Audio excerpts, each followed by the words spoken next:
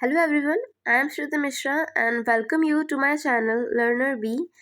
And today we are going to start class 10's chapter number 3, that is two stories about flying.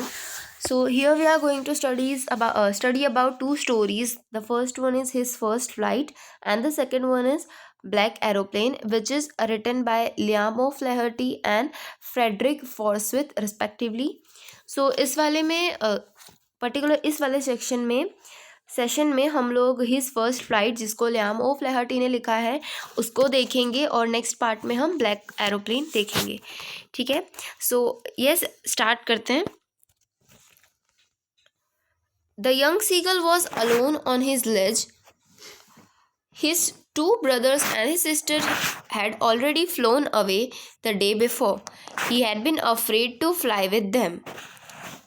ठीक है, सो अभी scene क्या है कि एक यंग सीगल की बात की गई है कि एक seagull is a kind of bird कि जो हमको ओशन के पास ज़्यादा दिखते हैं. ये बर्ड्स, इसको जिनको सीगल कहते हैं, तो ये एक बर्ड होते हैं. और लेज का यहाँ पे आपको दिया है narrow horizontal shelf protecting from a wall और हियर अ क्लिफ. तो ये एक एक्चुअली पिट होती है. यस, यहाँ पे जो आपको फिगर में दिख रहा है, सो दिस इज कॉल्ड लेज. ठीक है, कि जो ओशन के ऊपर जो पत्थर होते हैं उनके ऊपर जो थोड़ी सी जगह होती है, पत्थर नहीं कह सकते हम, actually they are very big rocks, वही हुआ जो कि, लेकिन जो ऐसे होते हैं इनको कहते हैं लेज. ठीक है, सो यंग सीगल था कि जो अकेले लेज पे था. अभी सीन यही है कि जो यंग सीगल था अकेले लेज पे था. उसके जो दो भाई बहन थे, उसके दो भाई थे और एक बहन, वो पहले से ही उड़ चुके थे वहाँ से. ये आपको पहले से ओवरव्यू दिया है. इसकी जो राइटिंग सेंस है ये थोड़ी सी डिफरेंट है, इंटरेस्टिंग है. He had been afraid to fly with them. और उसको डर लगता था. वो क्यों यहाँ पे अकेले था? बिकॉज उसको डर लगता था, because he was young seagull. ठीक है, मतलब अभी वो बच्चा था. Somehow, when he had taken a little run forward the brink of the ledge and attempted to flap his wings, he became afraid.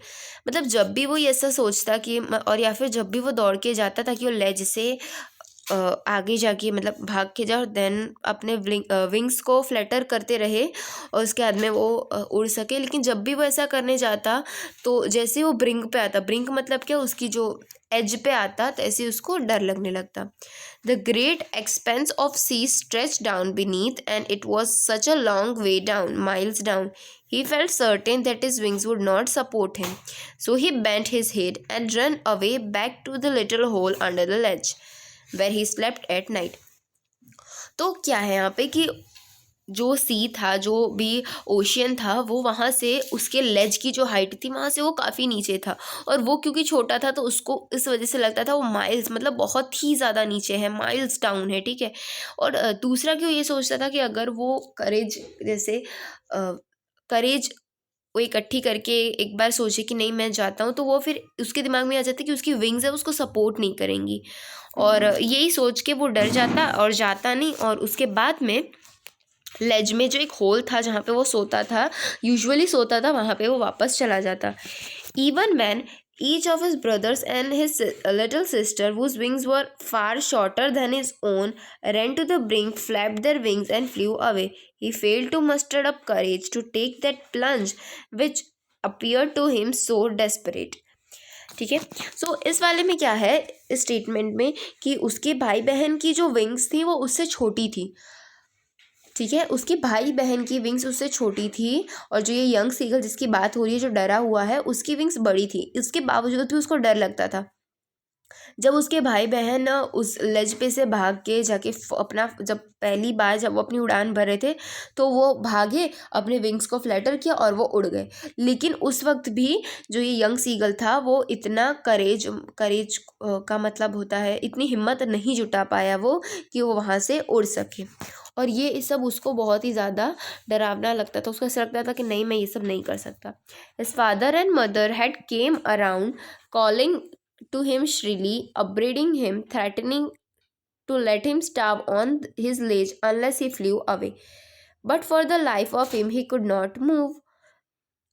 ठीक है, सो अब उसके मदर फादर आते हैं और वो उसको श्रीली मतलब काइंड ऑफ कि उसको डरपोक बुलाते हैं.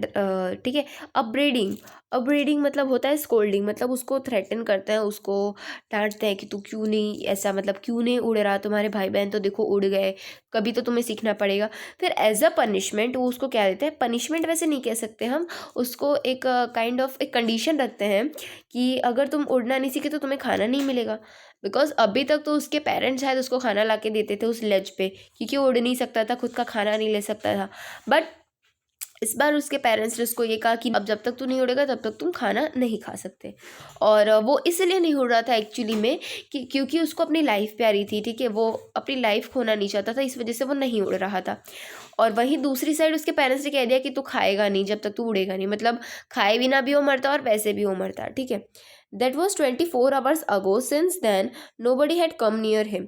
सो अभी 24 घंटे पहले की बात बताई है, मैंने आपको बताया ना पहले कि इसका थोड़ा राइटिंग सेंस थोड़ा डिफरेंट है। So that is a thing here we can see कि अब 24 मतलब अभी से 24 घंटे पहले की बात है कि जब उसके उसके पास कोई नहीं आया था, 24 घंटे तक उसके पास कोई नहीं आया।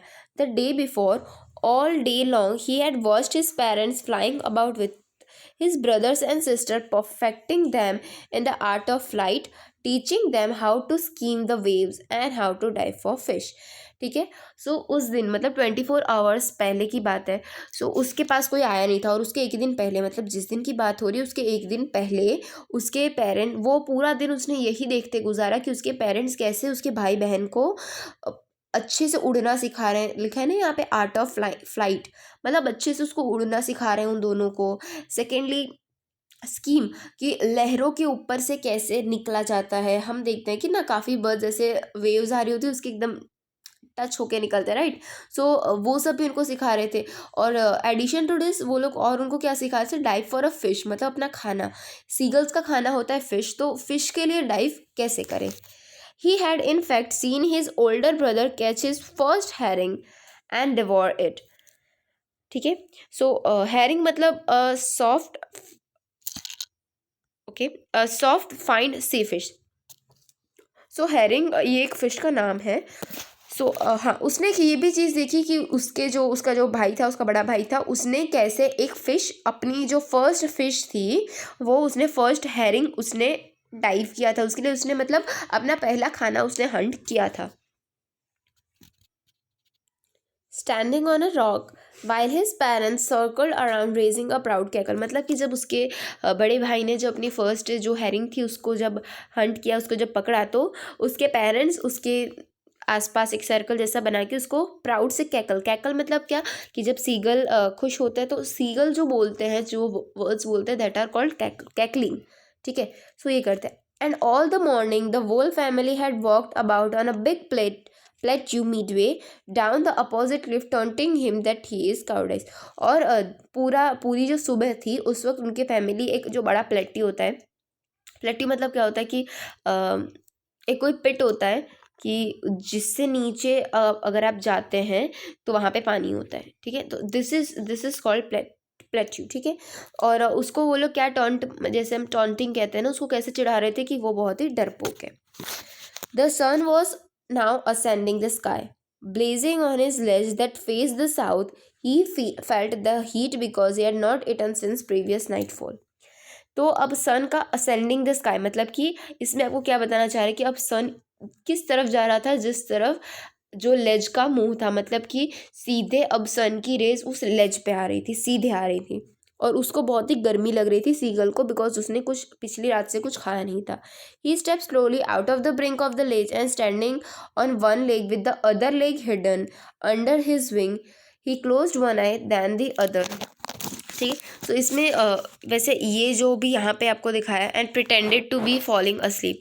सो ये जो भी आपको दिखाया है ना यहाँ पे, जो भी स्टेटमेंट में कहना चाह रहे हैं, ये इंसान नहीं कर सकते हैं, ये सिर्फ बर्ड्स कर सकते हैं कि वो लेज की एकदम ब्रिंक जो आती है, लेज की जो एज पे आ गया और वहाँ पे वो अपने एक पैरों पे खड़ा हो गया, दूसरा पैर उसने छुपा लिया, और जो एक पैर पे खड़ा था दूसरा उसने अपने विंग्स को छुपा लिया, उसकी आंखें बंद कर दी और एक एक करके अपनी आंखें बंद करने लगा और ऐसा बताने लगा कि वो जैसे सो रहा है। Still they took no notice of him. लेकिन फिर भी उसने वो मतलब ये सब करा था ताकि उन लोगों का ध्यान इसकी तरफ आए, उनको पता चले कि उसको वहाँ पे गर्मी लग रही है, उसको भूख लगी है, ठीक है। लेकिन इस उसका इतना सब करने के बाद भी उसके ऊपर कोई नोटिस नहीं दे रहा था, कोई अटेंशन उसके ऊपर नहीं दे रहा था। Still they took notice of him, ठीक है। He saw his two brothers and his sister lying on the plateau dozing with their heads stunk into their necks, ठीक है। सो ये बर्ड्स वैसे हम देखते हैं कि कैसे मतलब बर्ड्स जैसे बैठे रहते हैं, वो कुछ ना कुछ करते रहते हैं, अपनी विंग्स को ऐसे अपनी बीक्स के थ्रू कुछ काइंड ऑफ खुजलाते रहते हैं, राइट। सो उसके भाई बहन ये कर रहे थे। His father was preening the feathers on his white back. Preening मतलब क्या, making an effort to maintain feathers. So yes, जो अपने फेदर्स थे उसको अपनी, यस, वाइट बैक, यस, वो लोग वाइट कलर के होते हैं, मैं आपको शायद अभी तक नहीं बताया मैंने, बट जो सीगल होते हैं उनका कलर वाइट होता है, और वो अपने फेदर्स को ठीक कर रहे थे। कौन? उसके पापा। Only his mother was looking at him. सिर्फ उसकी मम्मी ही ऐसी थी जो उसकी तरफ देख रही थी। She was standing on a little high hump on the plateau, her white breast thrust forward. Now and again she tore a piece of fish that lay at her feet and then scraped each side of her beak on the rock. So अब उसकी मम्मा ने क्या किया यहाँ पे कि वो एक प्लेट्यू पे मतलब खड़ी थी, और उनका जो वाइट ब्रेस्ट था, और यस, वो क्या कर रही थी, रॉक पे, रॉक मतलब पत्थर पे जो बर्ड्स होते हैं वो अपनी बिग, जो अपनी चोंच होती है उसको ऐसे रगड़ते रहते हैं। इससे उनको दुखता नहीं है, उनकी जो चोंच होती है वो शार्प होती है जिससे कि वो चीज़ें कट कर सकें। जैसे हमारी नेल्स होते हैं कि अगर हम उनको काटते हैं तो हमको हर्ट नहीं होता है, उसी तरह से इन लोगों के बीक्स होती है जिनको वो लोग स्क्रैच करते हैं जिससे वो और नोकीली बनती है, ठीक है। सो और उन्हें एक फिश का टुकड़ा निकाला जो उनके पैर में था। The sight of the food maddened him, how he love to tear food that way, scraping his beak now again to whet it. So अब वो जो फिश का टुकड़ा देख के जो हमारा सीगल था वो बहुत ही ज़्यादा मैडन, मतलब जैसे पागल हो गया उसको देख के, उसको बहुत उसको भूख लगी थी ना एक्चुअली में, इस वजह से। गा गा गा he cried begging her to bring him some food. तब वो जैसे भीख मांगने लगा, गा गा गा करने, गा गा गा मतलब कि उन लोगों का ऐसे, ये लोग बोलते हैं ऐसे, सो गा गा गा वो ऐसे बोलने लगा और अपनी मम्मा से फूड मांगने लगा। गाँव कोल मतलब ये सब not that much important, but थोड़ा सा अच्छा फील देने के लिए लिखा गया है ये सब चीज़ें। सो ये अपने भाषा में लोग कुछ बोल रहे हैं। शी स्क्रीम्ड बैक डिराइसिवली, और वो in a manner showing someone that she or he is a stupid.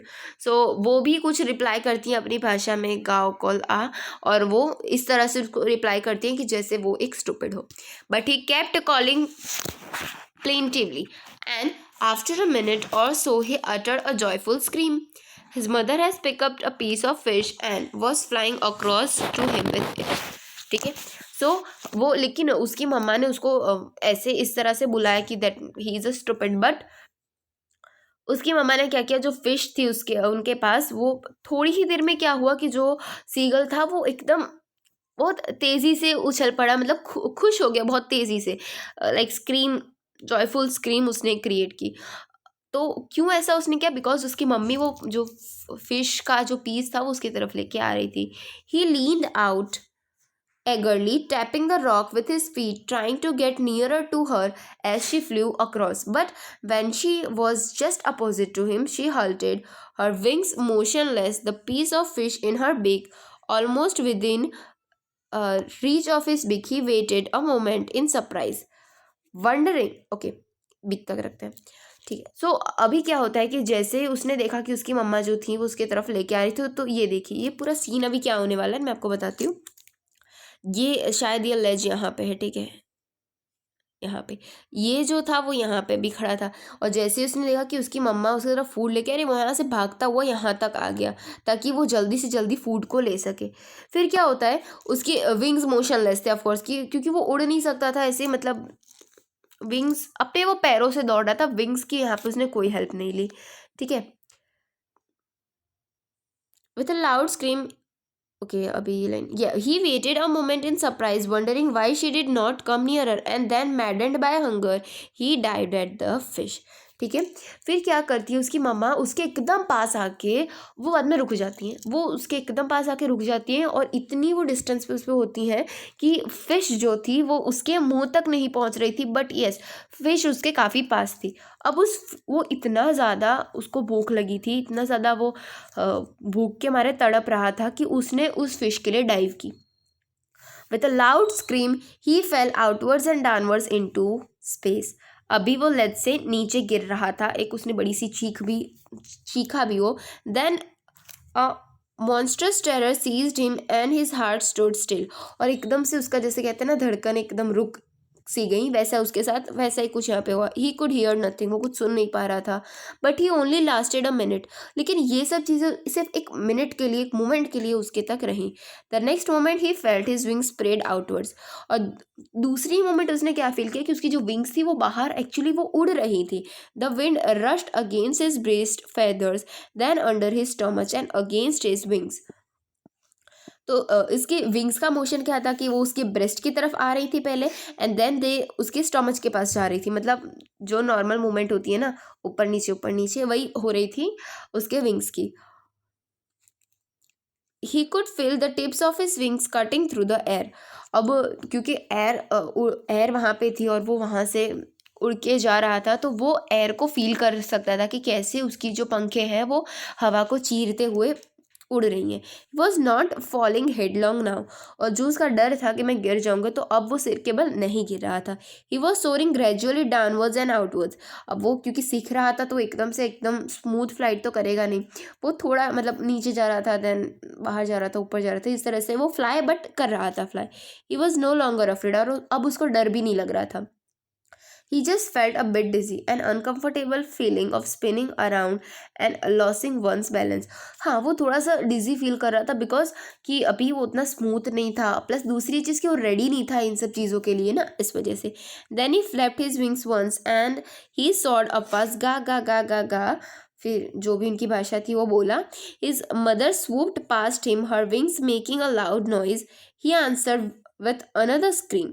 ठीक है। सो अब जैसे हम कुछ अच्छा काम करते हैं ना, तो हम सबसे पहले अपने माँ बाप के पास जाते हैं और उनको बताते हैं कि ये देखो मम्मी मैंने ये काम किया, ये काम किया। तो वैसे ये भी जो यंग सीगल था वो भी सेम करता है, और उसकी मम्मा ने भी इन रिप्लाई में ऐसा ही कोई आवाज़ उनकी भाषा में उनने भी उसको शायद शाबाशी दी होगी। Then his father flew over him screaming. He saw his two little brothers and his sisters flying around him, curveting and banking and soaring and diving. ठीक है। Leaping like a horse, curveting मतलब and banking मतलब flying with one wing higher than the other. Okay. So ये सब उसके पापा ने देखा, उसके पापा उसके ऊपर से उड़े, मतलब उसके ऊपर से वो ऐसे चिल्लाते इन द सेंस कि जॉयफुल आवाज़ करते हुए उड़े। उसकी जो दो भाई थे और उसकी जो सिस्टर थी वो उसके आसपास उड़ रही थी। करवेटिंग मतलब एक leaping like a horse, and banking मतलब कि जो वो लोग एक विंग पे उड़ते हैं ना, ऐसे हम देखते हैं।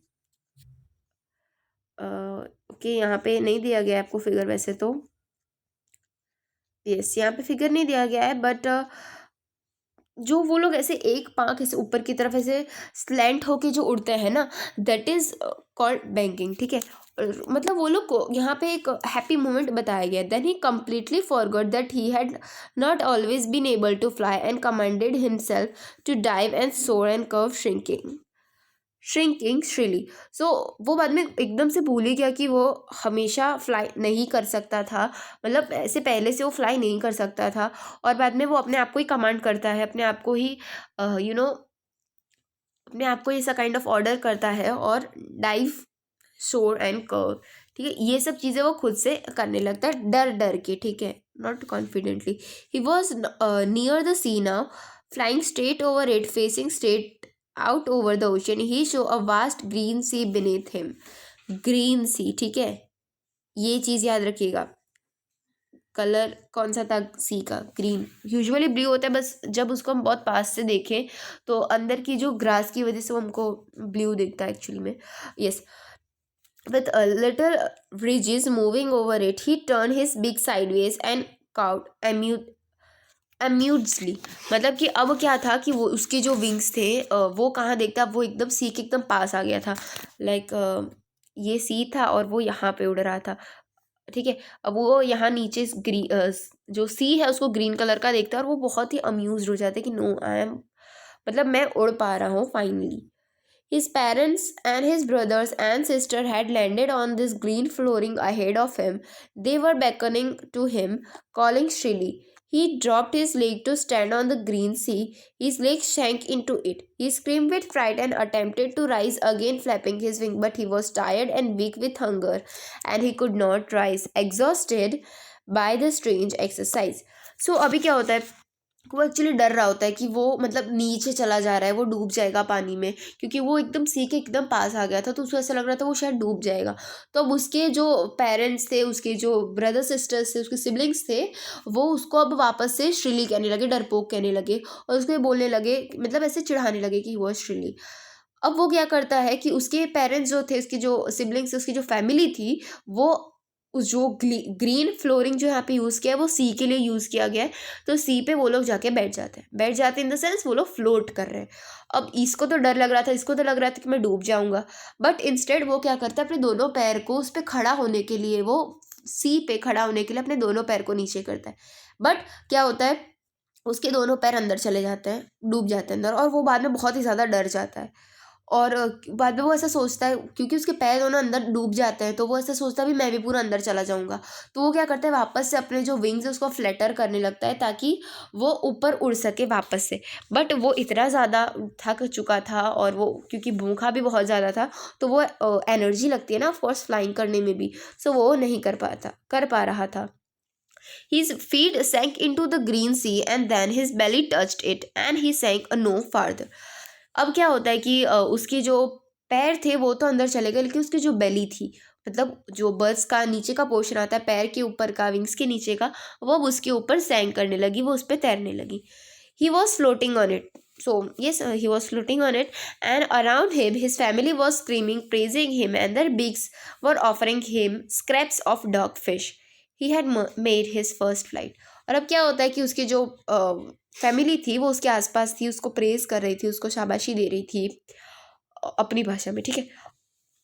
और उनकी जो बिग्स थी वो उसको क्या ऑफर कर रही थी, क्योंकि वो भूखा था, तो डॉग फिश। यहाँ पे हमने दो फिश के बारे में पढ़ा, पहले पढ़ा था जो उसके ओल्डर ब्रदर ने फर्स्ट फिश पकड़ी थी, दैट वाज हेरिंग, और सेकंड है डॉग फिश, ठीक है।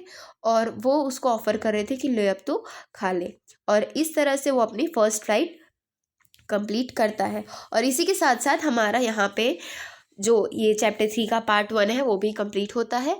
नेक्स्ट वाले वीडियो में हम जो इसका पार्ट 2 है वो हम देख लेंगे। सो आई होप आपको इस पर पता चला होगा। अगर आपको कुछ ना पता चला हो, so you can ask in the comment section.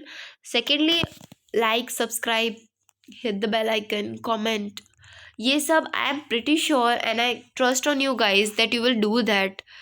और यस, ये सब आप कर ही दीजिएगा please. And yes, thank you for watching the video. Stay home, stay safe.